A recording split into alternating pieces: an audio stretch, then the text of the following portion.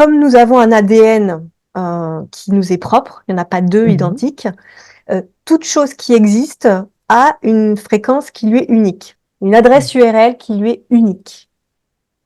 Ça, c'est une chose. C'est ce qui fait que si tu veux communiquer avec un lieu, par exemple, le gardien des lieux, tu veux communiquer avec une pierre, tu veux acheter une pierre, mais laquelle est la bonne? Alors des fois, tu la ressens, mais tu peux aussi vouloir communiquer ou ressentir une connexion. Euh, c'est une adresse URL spécifique.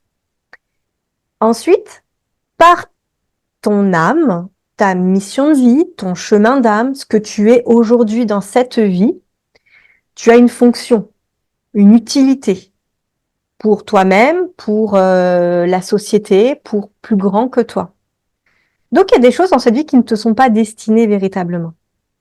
On n'y tient pas à ce que tu perdes ton temps et donc ton énergie à aller dans telle ou telle direction.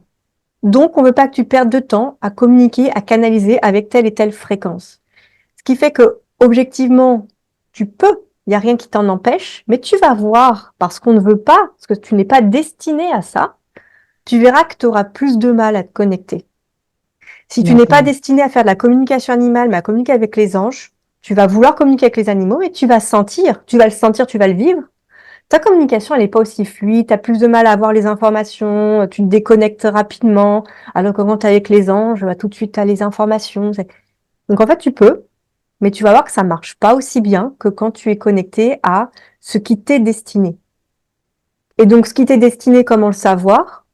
Tu peux demander à ton âme. Ça, ton âme t'est toujours destinée. Tu pourras toujours canaliser, Mhm. communiquer avec elle. Mais il y a aussi tout simplement un ressenti et le fait que tu sois naturellement attiré ou rebuté par certaines choses.